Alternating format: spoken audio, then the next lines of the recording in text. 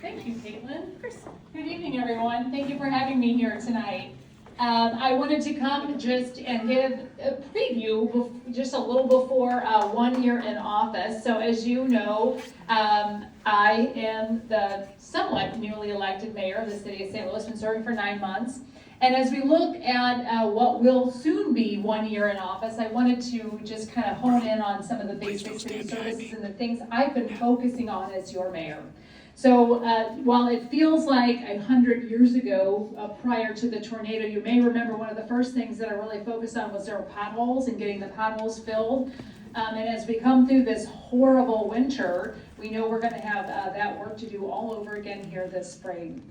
But while we've been focused on really responding to the tornado, we've also stood up an Office of Recovery that has allowed us to really continue to focus on city services. So I, as part of that, brought in some new staff. Our Director of Operations, Ben Johnson, is a retired colonel out of the Air Force, and he and his deputy, Colonel Brian BBQ Varacaro, have been helping us really operationalize how we deliver the basic city services that you all pay for, you deserve, and you need to have a city that really is responsive. Hopefully, during this last snowstorm, you saw some improvement in how we do the very basic things through winter. Let me tell you a little bit about how we went about doing that work. We stood up a winter weather command center, right, both virtually and in our streets department. We implemented some new things that improved the way we cleared your streets, including deploying a quality control mechanism. Our neighborhood stabilization team was out every day in city trucks, making sure that your complaints coming in to CSB were looked at and addressed before getting closed down. We fired up the GPS in our snowplows, turned it on, and lo and behold, it worked. So we were watching our snowplows in real time. We'll have some exciting news on being able to monitor the snowplows in real time from your living rooms here in the coming weeks. And we also brought in the real-time crime center cameras into that snow command center so we could see in real time if we were actually getting your streets actually plowed. So those are kind of some of the things that we were really trying to do across city departments. And we have some exciting news that we'll be sharing with you about reporting some metrics to the city residents through something called CityStat here in the coming weeks.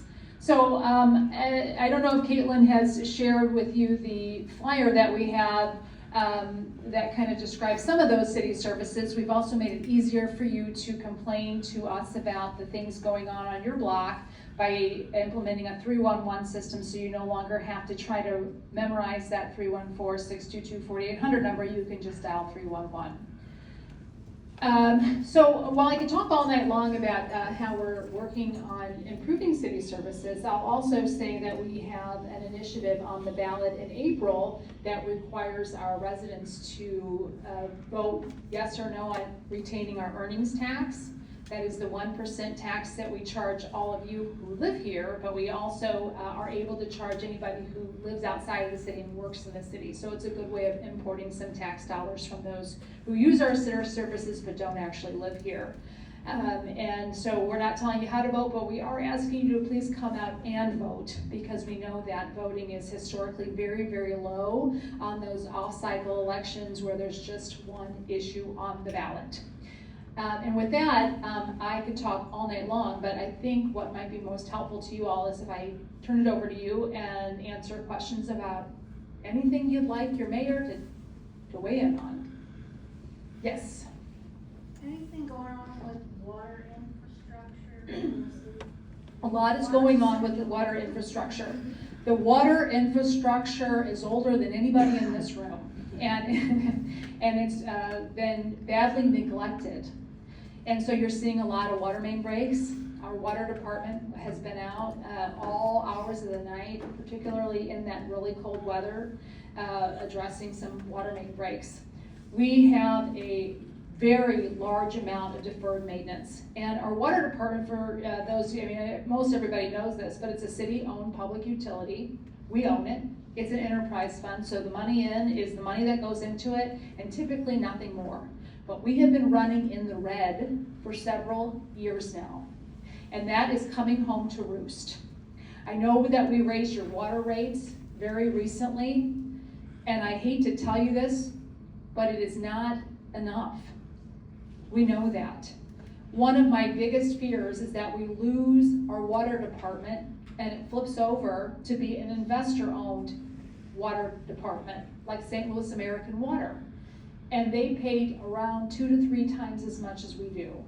So it is my goal, and I will die on this sword, but we are going to keep the water department a public utility. Not only is it important to do that for your ratepayers now, but that asset, owning our water department, is a phenomenal asset that we as citizens and taxpayers of St. Louis need to continue to own. It's a phenomenal asset, one that will only become more and more important as climate change and other factors really limit water access worldwide, and we are enormously lucky to own some of the greatest, not only access to water, but the water treatment facilities that we have, the 150-year-old facilities that use old, traditional, and very reliable water filtration systems are truly a phenomenal asset that I want our children and our grandchildren to continue to own. So we're gonna have to have some tough conversations. In the meantime, what we did in this last month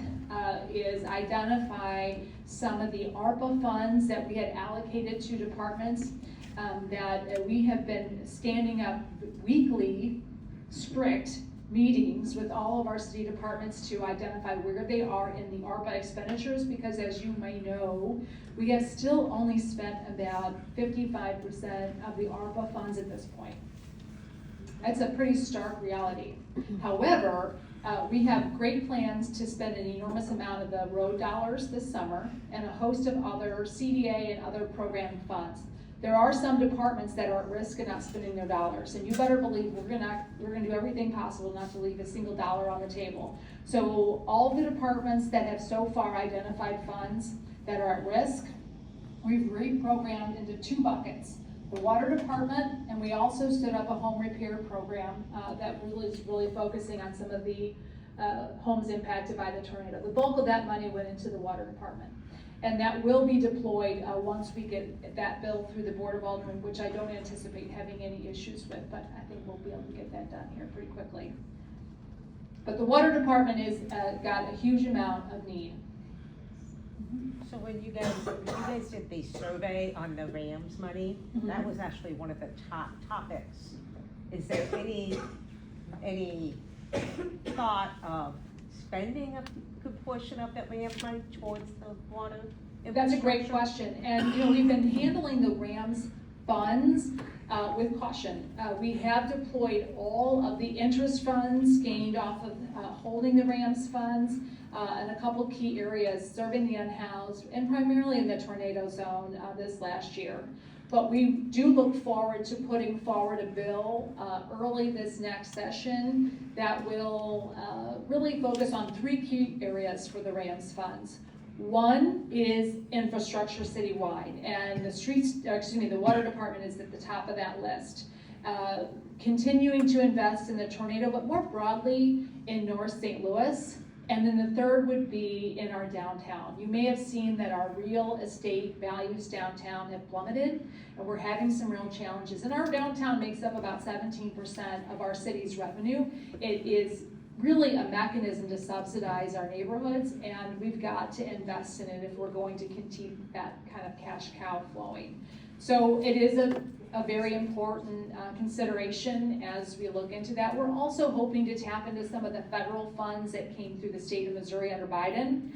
The city of St. Louis did not really get its share of those federal water infrastructure dollars at that time. There's still some that the Missouri state has under its custody, and we're looking to try to get some of those here to our water department.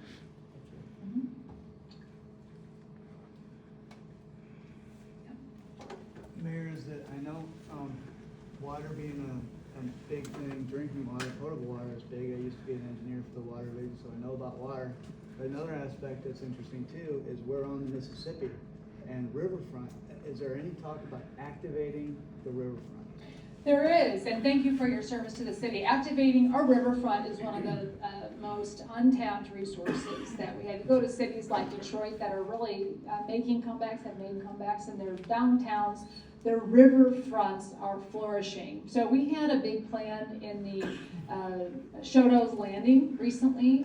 You saw that the Crundon Martin building unfortunately caught on fire and burned to the ground during this last winter, which was just devastating. And this is one of the reasons why we are looking for and have this last year funded housing for the unhoused, is to make sure that we're preventing those fires. We just had one at Cleveland over the weekend. A couple members of the unhoused community were trying to stay warm and caught that building on fire. But as far as the activation on the riverfront, we're hoping to, with some of those RAMS dollars, activate some of that. And there are some projects that are already underway. The Millennium Hotel, which is now coming down, has a pretty incredible redevelopment right there at the Arch grounds that should help to sort of activate some of that riverfront real estate. And we're working with the developers who own the Good Development Group that own the Shoto's Landing, that huge swath of land just south of the Arch, to recover from that enormous fire and put forward a re-envisioned redevelopment plan to make sure that we can continue to consider activating that. Yes. Mayor, how has working with the tornado victims changed? You know, how has it changed me? It's been so humbling. You know, I get asked a lot why, Mayor, we're putting our tax dollars into North St. Louis. Why would we, you know, these people didn't have insurance, or they were uninsured or underinsured. Well, most of us, homeowners or property owners or renters, live in places that are fully insured, right? I pay my homeowner's insurance and it's not cheap. And you think, well, if your home wasn't insured, so what? You didn't pay for that. But the reality is that our neighborhoods in North St. Louis are incredibly difficult, in many cases impossible to properly insure. These are neighborhoods that have a tremendous amount of vacancy. And even if you could insure, you know, many of these homes are generational. They're 3 stories, 4,000 square foot, brick homes. The replacement value is $1 million. But the fair market price on many of these homes is only about $100,000 in many cases. And so an insurance company, even if they would consider insuring, are going to underinsure. And even if the homeowner wanted to properly insure it at the replacement cost, it's not a smart financial decision on the part of the homeowner to do. So you ask, well, why didn't they insure? There's a whole host of reasons why these are not properly insured. And I look at the vacancy that exists around these properties and the hard work that our residents have put into them despite that.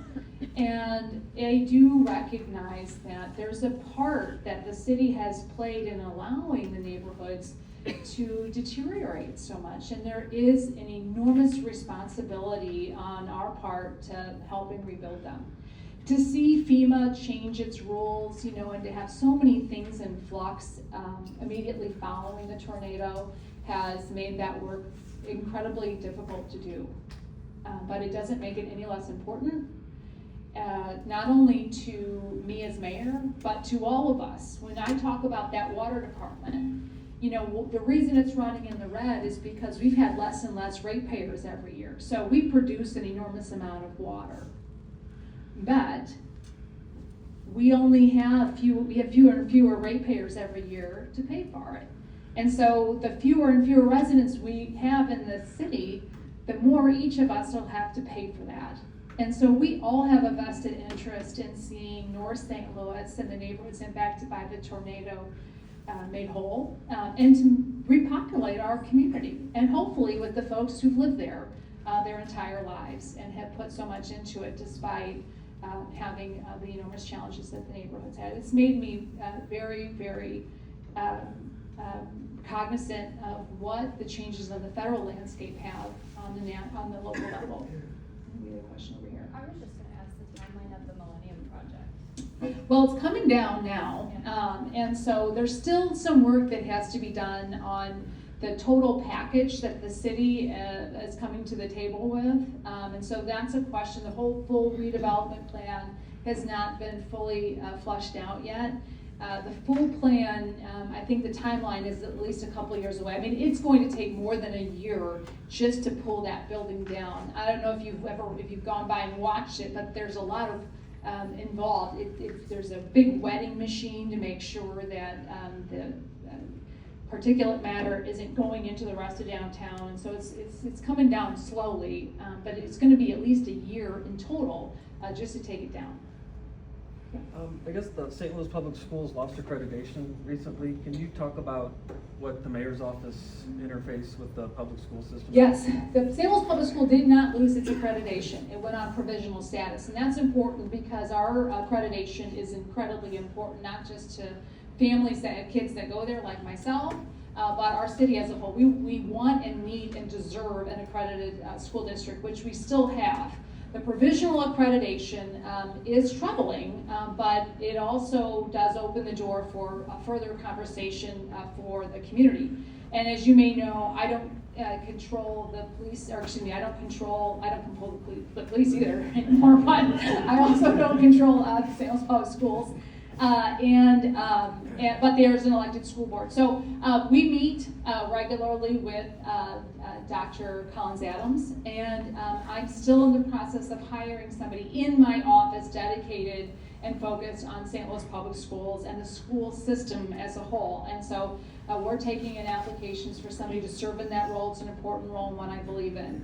While I don't have authority over the school district, I do firmly believe and accept the responsibility and the role that the mayor plays in having a constructive and supportive relationship with St. Louis Public Schools. Nobody's asked about data centers or some other really contentious topics.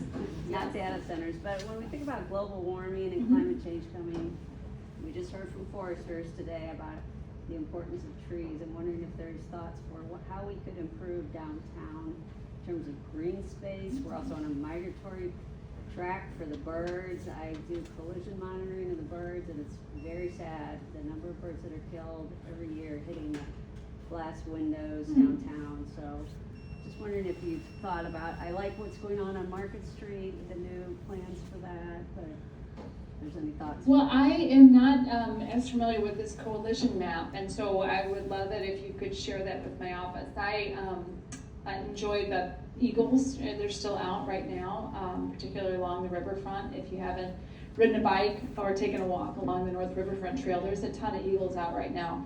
But as far as trees go, the tree inventory in our city was just horrifically damaged by the tornado, not just in our parks, but throughout the entire tornado zone. And trees play an incredibly important role, not just for the birds, but just in keeping the temperature down. So we're expecting North St. Louis, the tornado zone, to have an increased baseline temperature of about 10 degrees difference as a result of that loss of tree canopy. So we are working with many nonprofits and our forestry department to repopulate the tree population in our parks and in our neighborhoods.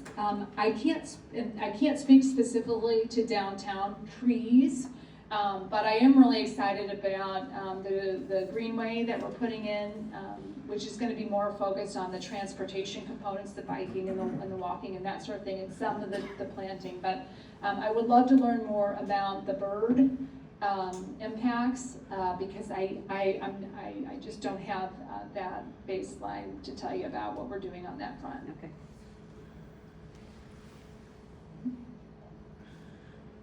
I love what has happened with the Kings Highway corridor. It looks great. Are we looking at doing anything like that in the downtown area? We are. You may have seen 7th Street recently got a big facelift and a beautiful bike trail, a bike lane, and Tucker is about to get a big facelift and have a bike lane associated with it that's going to go from just north of City Hall all the way south to Shoto. And I'm particularly excited about that because I ride my bike to work most days of the week, even in the winter. And so I think there's a lot of not only potential there. The 7th Street was one that was really interesting because it was not only the city investing, but the Cardinals, GSL, there was a lot of public investment that made that happen. Not just because they wanted to see a beautiful bike lane, but because they recognized the economic impact of making those investments, and they were willing to put their dollars making sure that that happened. And so I think that should really communicate to the rest of us how impactful those types of investments are. If the private sector is willing to invest their dollars in those efforts, certainly they're going to see a return, and they do expect a return on that, like the rest of us should. Can you tell me something about data centers? Again, data centers are here. We have them. We have quite a few data centers in the city of St. Louis right now. We don't have the big scale ones that I think many of us are very concerned about. But we do have data centers. When I talk to community and hear from community, the concerns about data centers are real. They are many, but they fall into a few key buckets. One is water and the rates associated with it. One is electricity and the rates associated with that. One is walkability or the lack thereof because of big data center developments. And the last one is pollution. And pollution comes in several different forms. You've got particulate matter, you've got noise pollution, and something I wasn't familiar with until very recently, and that's heat pollution. And they can really kick off an enormous amount of heat, which can be problematic. And so I think about those concerns. On the waterfront, the water rates, we're unusual in that we own our water department, and as I mentioned earlier, the number of water users has been going down. So frankly, if we had a big, large water user, we kind of help our water department. That's the truth of the matter. It would be very, very helpful to us. The electricity, that's not the case. Electricity is provided here in the city of St. Louis almost exclusively by Ameren. It's a public but investor-owned utility company whose rates are regulated by the Public Service Commission of the state of Missouri.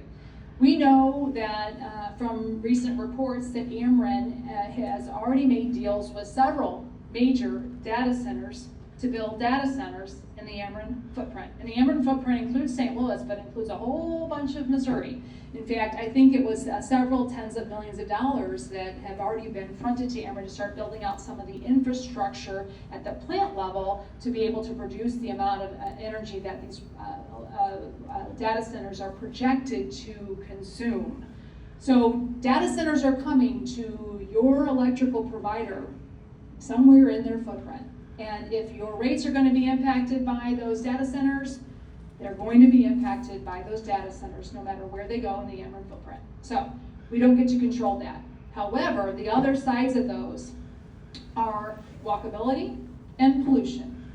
So my question as mayor and what we're really grappling with is there a way to be on the receiving end of some of the benefits, both on the sort of tax generation benefit side, as well as the sort of technology infrastructure side, while balancing those very real and numerous concerns on walkability and pollution.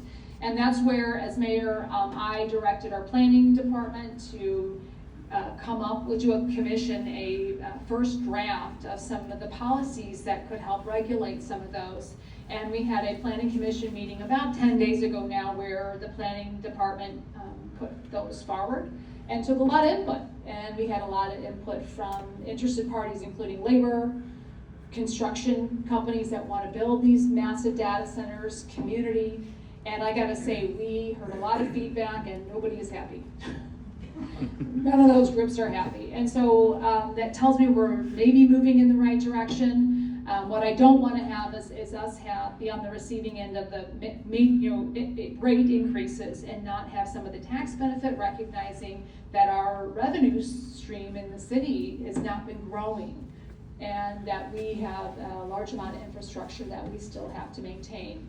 But I also don't want that to come at the expense of our walkability or the safety and well-being of our residents, and pollution of those kinds I mentioned are very real concerns. So We're trying to understand if we can balance those things before we move forward with any major developments. I know you had your hand up. I was just curious about the energy rates, Mhm. what role does solar play? Solar plays an important role, generally speaking, in the Ameren footprint. As I mentioned, electricity rates are set by the Public Service Commission, and those commissioners are in Jeff City. They are done at the state level. But solar plays a role in that not only does the Public Service Commission they've had incentives for folks to install their own solar, but solar is only available during the daytime and at intermediate times. And so it doesn't create that base level of energy that would fund or that would fuel a data center, which usually goes around the clock and needs a 24-hour, very reliable source. So solar is more impactful, I think, on the intermittent residential side, but it certainly plays an important role in the overall energy ecosystem, particularly when we're talking about pollution and the other negative aspects of energy generation. Anything new on vacant buildings? Vacant buildings, yes. Well, we are working on some initiatives. Actually, Caitlin, who introduced herself here, is my policy director for the mayor's office, and we are going to be working on some initiatives that will start to help address vacancy in the coming legislative session. Right now, we are seeing an enormous uptick in vacancy, particularly as the result of the tornado. And in full disclosure, my focus has really been in addressing vacancy there, and we're going to pull back the stick and talk about vacancy more generally citywide here in the coming year. Because it is not just a problem in North St. Louis, it's a problem throughout the city. Can we go back to the data centers for a second? Yes. So I think my concern is that utilities will go up and these big tech giants, Amazon, Google, Apple, they will just get richer and bigger, and the billionaires will become richer and it'll come out of our pockets. And I know you addressed some of those things, like you had mentioned the water. So I guess I have two questions. One was, with the water, you said it would be good if those data centers use more water?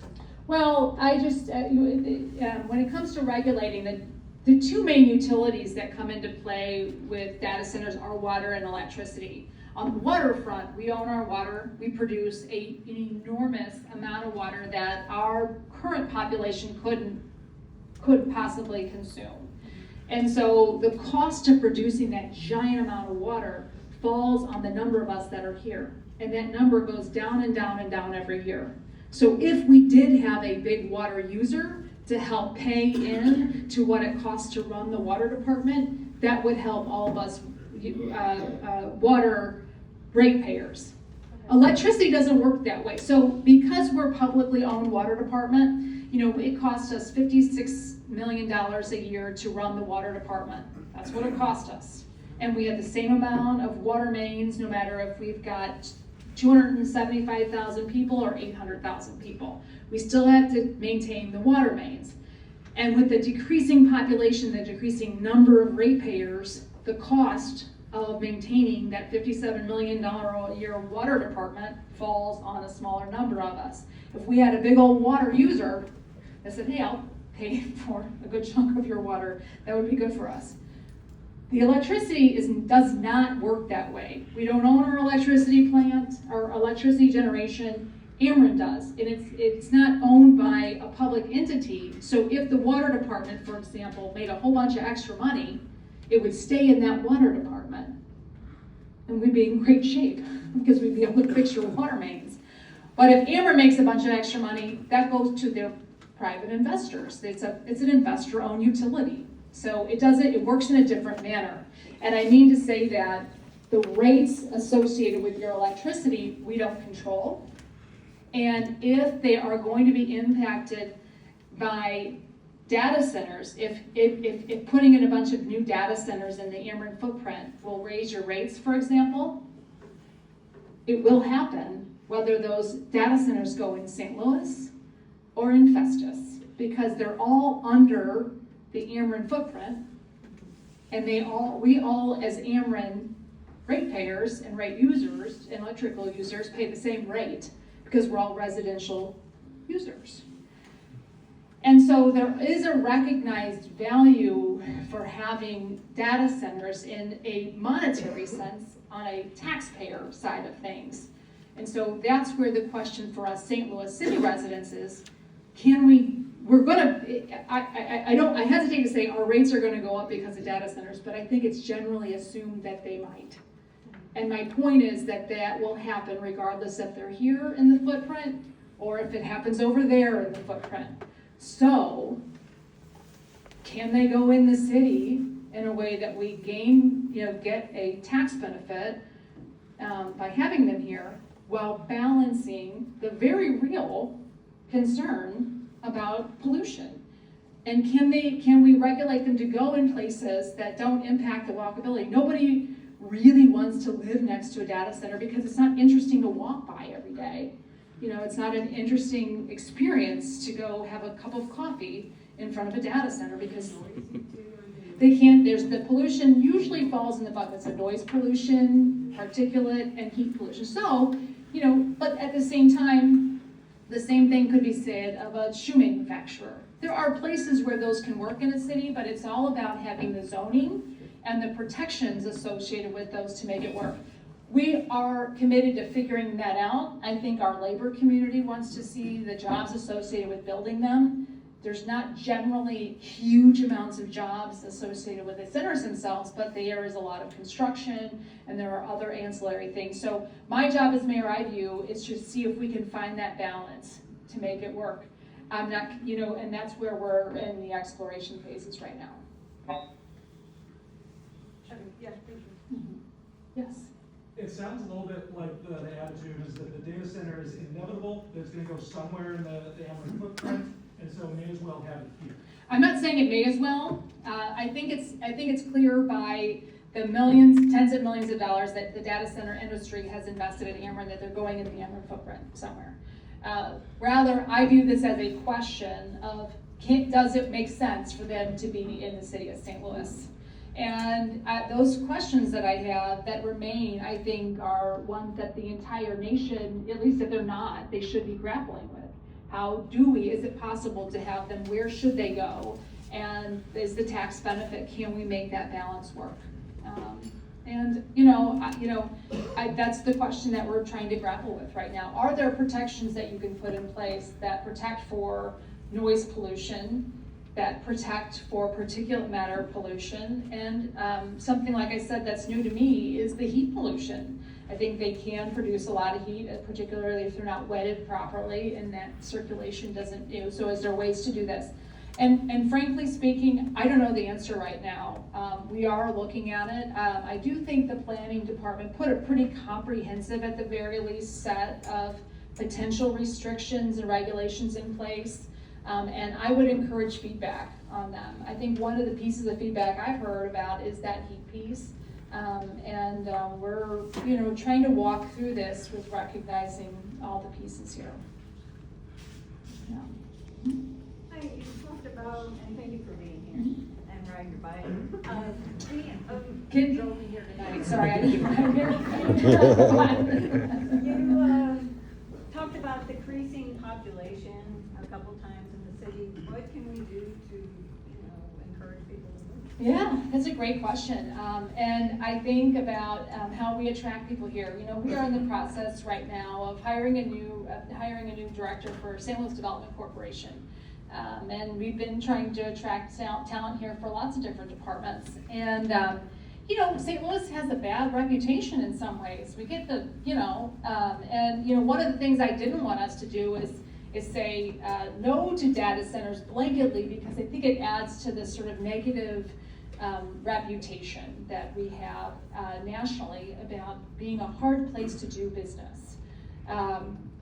So I think, being positive and changing the sort of narrative, but I think the critical thing for me to do right now as your mayor is keep all of you all here. Keep you happy, keep your concerns addressed, plow your streets, pick up your trash, and do the things that you pay the city to do.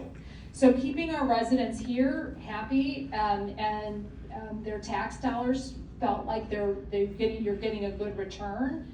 And then to start to attract talent and start to attract businesses and be a place where doing business is feasible, where we are growing the jobs, the ability to have a successful career, so that your kids can look around and say, I want to stay here. You know, my son's 14, almost 15, and I want St. Louis to be a place where no matter what he chooses his career to do, he has a career opportunity here. And so growing those opportunities, growing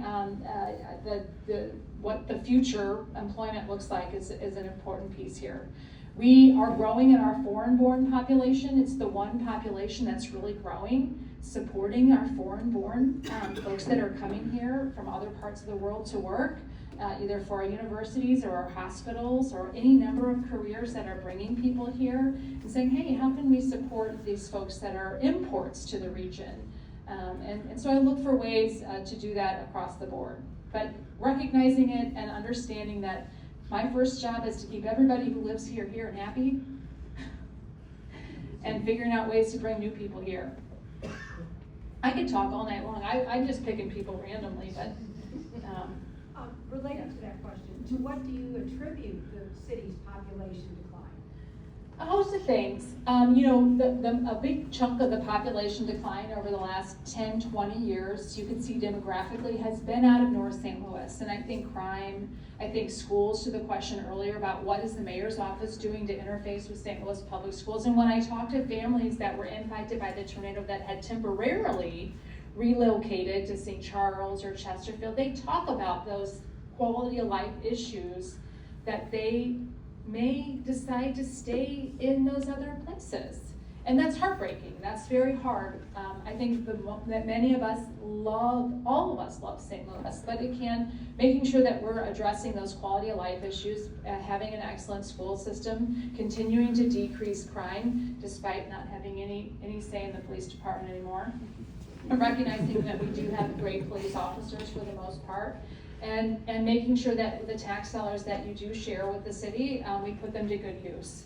And developing a plan to have a robust economy that provides a career path for every child that's educated in our school system is really the key here. So I think about the city's job, my main job as mayor, to just have three main buckets, and that's public safety, public services, and a path for economic growth. And put the blinders on every day. Are we making change in these things? Of course, right now we also are focused on recovering from the tornado, and those are important pieces here. But that's the job of the city, and that's what I'm focused on as your mayor.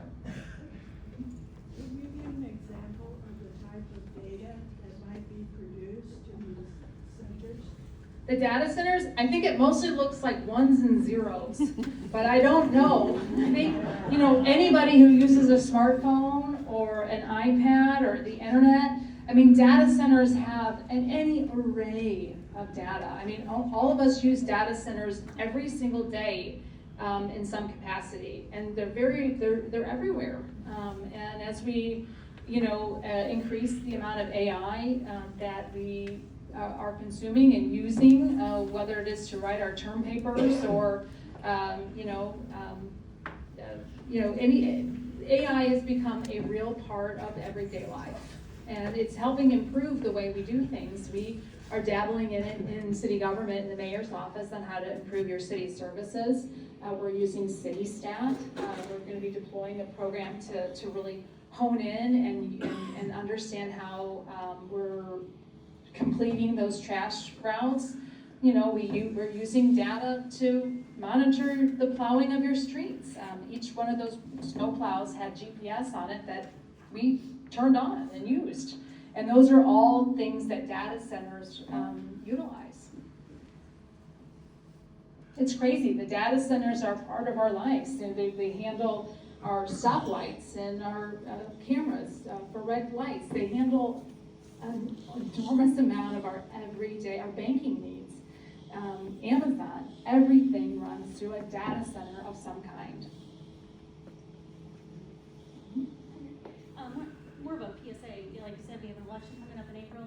April and August are always notorious for having odd little things on them, but now's the time to go on St. Louis Board of Education, or Board of Elections, make sure that you're registered properly. Yes. And probably need to start doing that before everyone as things start changing at a higher level.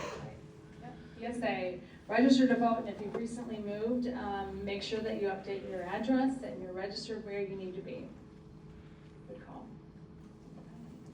Can you see like the decrease in population where people are going? You can, actually. I don't get to see, I don't watch them leave, but that'd be very sad.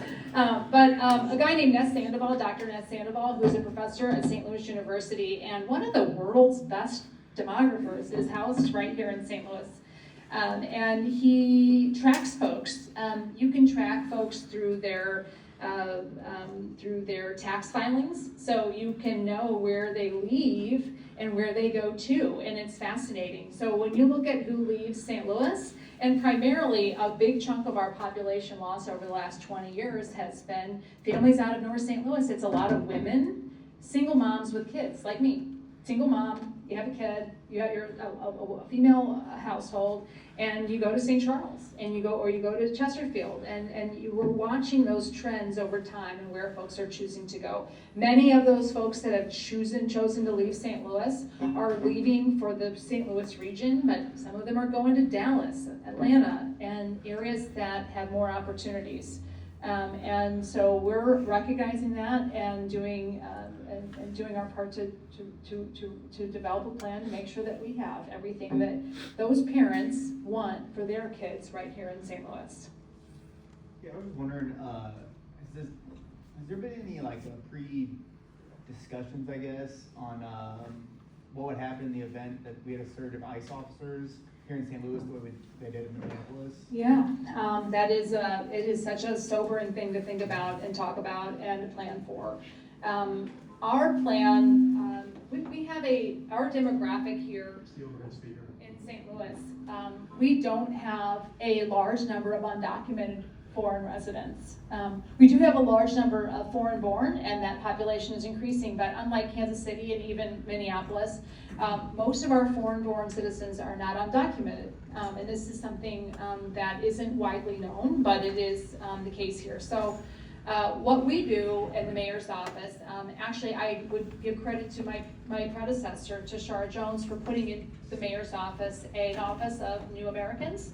And she brought in a guy named Gilberto Pinella to that space, and he, in his service there in the previous mayor's office, has developed really robust and deep relationships in the communities that serve our documented and undocumented and all sorts of foreign-born folks. And so I kept that in place, and while I did make a lot of changes to the mayor's office, I recognize the value that Gilberto brings to this moment, certainly. And what we do is work and meet with those communities and those organizations that serve our foreign-born on a fairly regular basis. And whenever there is any concern or citing of what looks like ICE in our community, we run it down and we try to be supportive there. And you know, I recognize in a city that has diminishing population, it is important to protect all of us. And so for me, I lean into our law enforcement, who I think takes a fairly, I would say, protective approach. There's a lot of jurisdiction here, and our police department, rightfully so, and thankfully so, is really focused on enforcing the laws that matter most to us, which include preventing violence and addressing issues in our community that are harmful to the folks who live here. And so we are really taking a quieter approach, and that's really led by the communities that are most impacted and most scared right now. Yes, right here in front. Yes, Mayor, speaking of the police department, I attended the Citizens Police Academy last summer. And one of the things they mentioned was that the city owns cameras that are supposed to watch crime, and that those cameras are broken and have been broken for years, and nothing is done about it.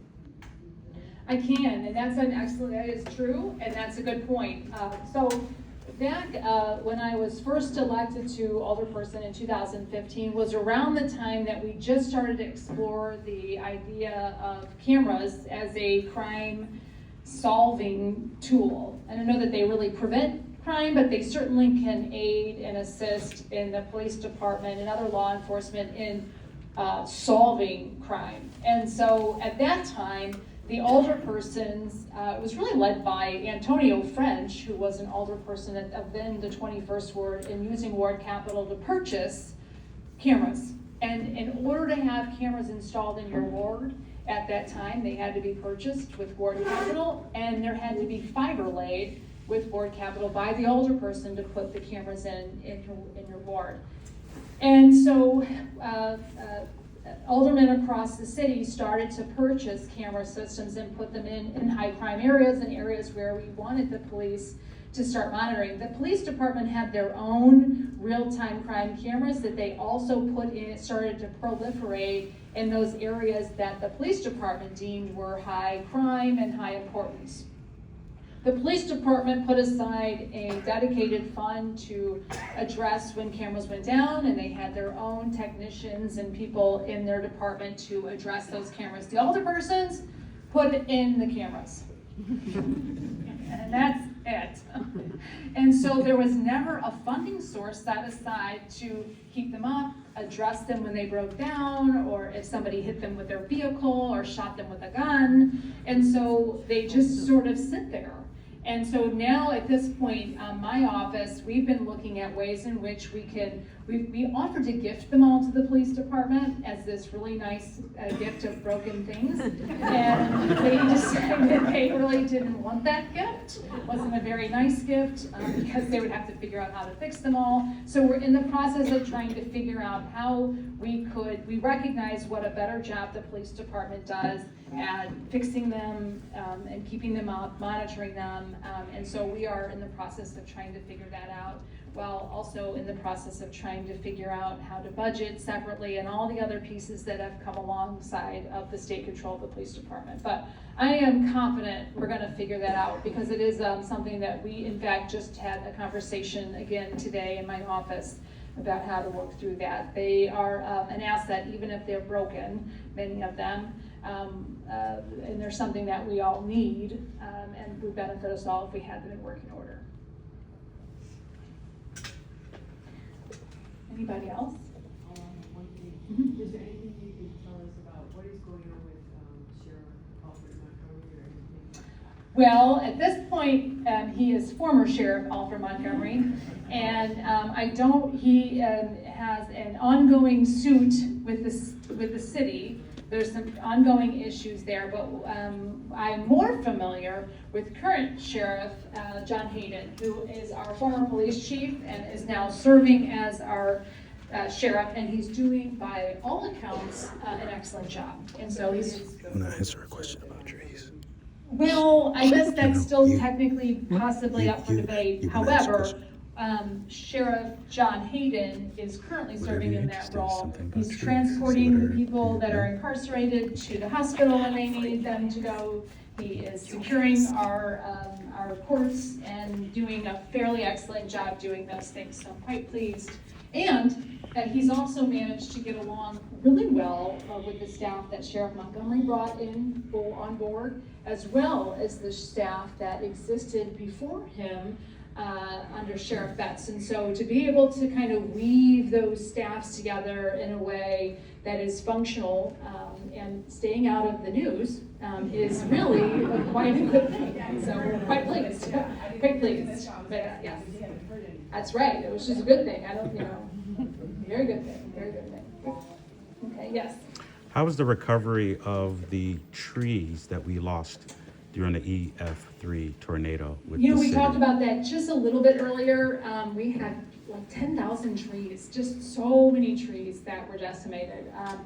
Some of the entities like Forest Park that have a lot of private investment had a plan already in place. We have a fairly good plan in that we're developing it as we go, but our forestry department has really dedicated a large amount of funding, and we have some grant funds to try to help us retreat.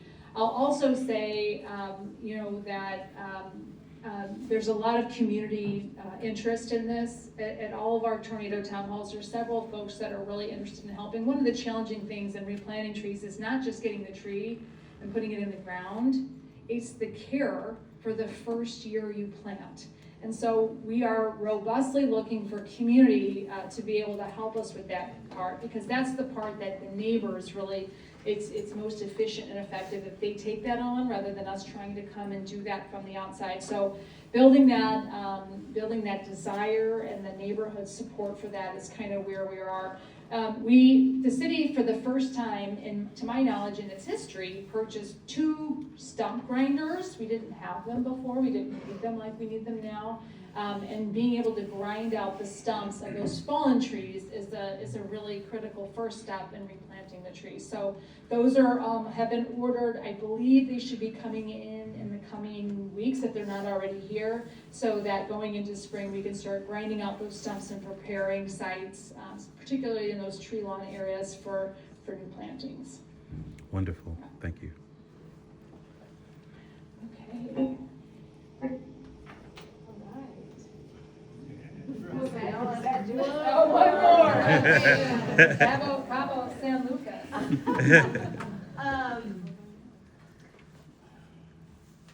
The water mains have been in the news a lot. Yes. And we know how old our city is and all the infrastructure. And we know that it hasn't been a priority for the last 250 years. Or, maybe it's fine until now, and now it's all falling apart. Does the city have some kind of a comprehensive plan for replacing these, which means roadways are gonna have to be dug up, sidewalks are gonna have to be dug up? Yes. There is no plan. There is no plan. Isn't that crazy? There's no plan. Make a plan? We are making a plan. We are making a plan, and we should have it by the summer.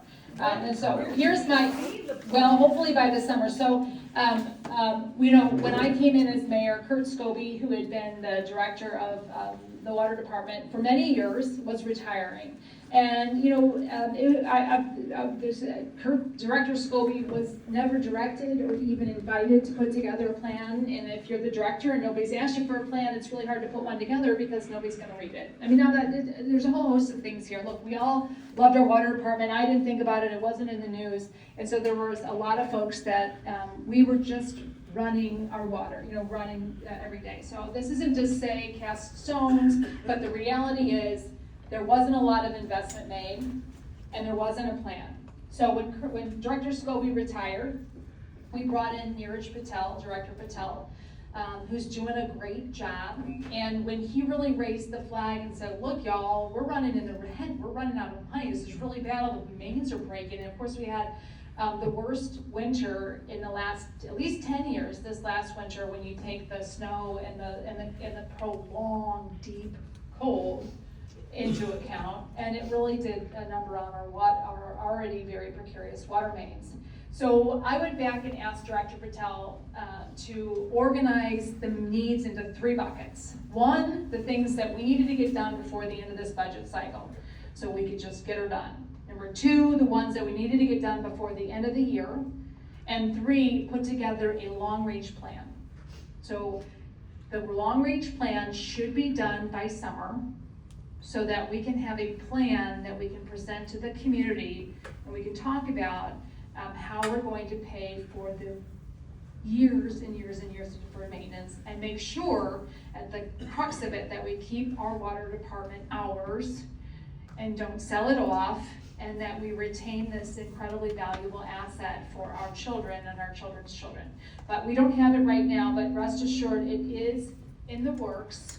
And we do have a deadline of getting it to you all this summer, because we owe it to you to tell you how we propose to keep your water department yours.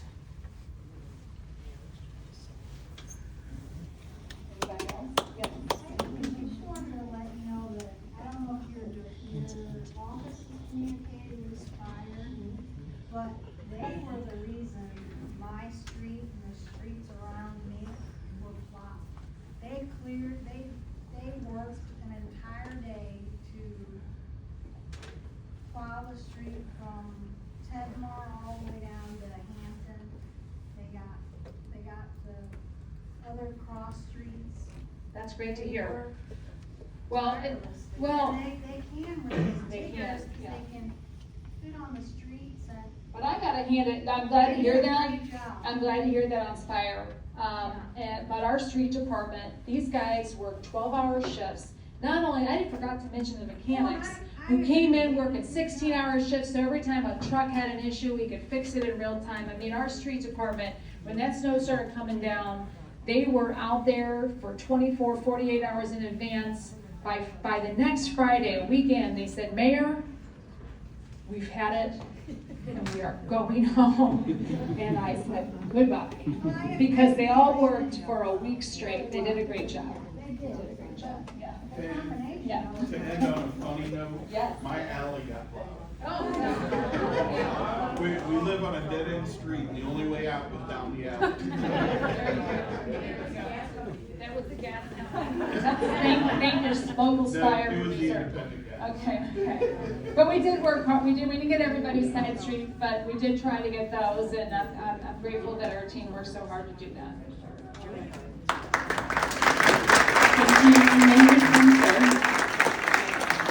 We truly appreciate you taking time to visit with us. All right, one last announcement before we close our February general meeting, and that is our next meeting is April. Since in October, we voted to reduce the number of meetings, so we are now even numbered months on the fourth Monday. So I believe it's April 27th.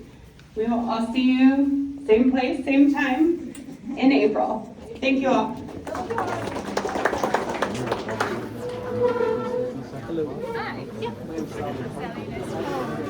Yeah, I'm also